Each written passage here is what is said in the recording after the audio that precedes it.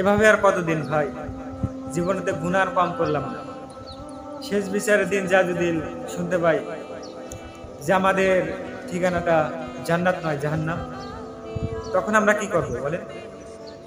আমাদের তো আর তখন কোনো উপায় থাকবে না, তখন কোনো উপায় হবে না। তাই ভাই, সময় থাকতে আমরা তওবা করি ওই রব্বে করিমের কাছে। তিনি আমাদেরকে ক্ষমা করার জন্য বসে আছে,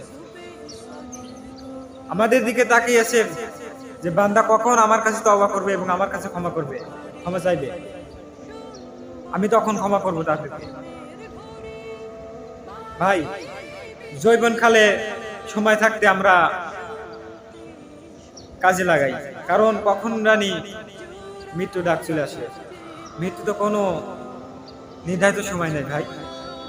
আমাদের সময় থাকতে আমরা রব্বে কারিমের কাছে তওবা করি এবং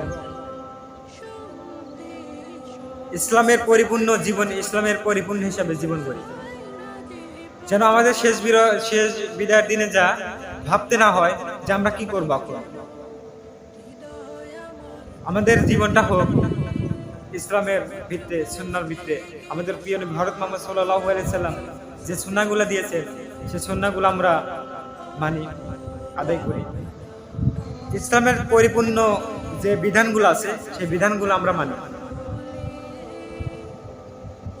এরকম না হলে তো আমাদের জীবন গড়তে পারবো না। আমরা জৈবনকালে কি করলাম হিসাবটা আল্লাহ নেবে। বৃদ্ধকালে যা যদি আমরা তওবা করি, কি বলে তওবা করব? কত গুনাহ করতেছি, এই গুনাহকে হিসাব দিতে পারবো? কখনোই নয়। তাই আমরা সময় থাকতে শুধরাই নিজেকে।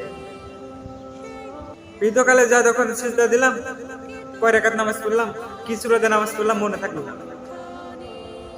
নামাজের ভিতর মন নাই, সিজদা দেয় এখানে, মন চলে যায় বাজারে, মন চলে যায় সংসারে, মন চলে যায় চড়ার ভিত্তিতে। কয় বিঘা আবাদ করলাম আমরা, কি ফসল ফলালাম, ফসল কেমন হলো, জমিতে যাই না, কতদিন না জমি দেখি, নামাজের ভিতরে এগুলা মনে আসে। এভাবে জীবন চলে না। তাই আমাদের সময় থাকতে আমরা নিজেকে শুধরাই, কারণ মৃত্যুতে কোনো নির্ধারিত টাইম নেই, কখন বার মৃত্যু চলে আসে। শেষ বিচারের দিনে যদি আমরা সয়লাভ করতে পারি, তাহলে আমরা জান্নাত লাভ করব। আর যদি আমরা ঠিক আছে আমরা হিসাব দিতে না পারি, কি হিসাব দেবো আল্লাহ তাআলা? জীবনে এত ঘুরলাম, এত পাপ করলাম, তওবা করলাম না, নামাজ পড়লাম না, রোজা রাখলাম না, যাকাত দিলাম না, হজ করলাম না, এই আল্লাহর কাছে কি জবাব দেবো আমরা বলেন? এই জীবন নয়, একটা মুসলমানের জন্য এই জীবন নয়। মুসলমানের জন্য জীবন যে ইসলামের পরিপূর্ণ, যেগুলো খুঁটিনাটি আছে সেগুলো মানবে, সেগুলো আদায় করবে, তাহলে সে মুসলমান, তাহলে সে ভিতরে জান্নাত লাভ করবে। ভাই, আমরা এখনো সময় আছে, আমরা তওবা করি, আমরা তওবা করে রব্বে করিমের দিকে ফিরে আসি, তার কাছে মাফ চাই। তিনি আমাদের অবশ্যই মাফ করবেন। তিনি আমাদের মাফ করার জন্য তাকিয়ে আছেন, আমাদের বসে আছেন, আমাদের দিকে তাকিয়ে আছে।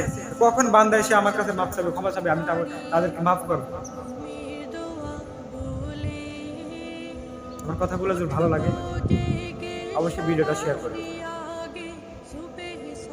আসসালামু আলাইকুম ওয়া রাহমাতুল্লাহি ওয়া বারাকাতুহু।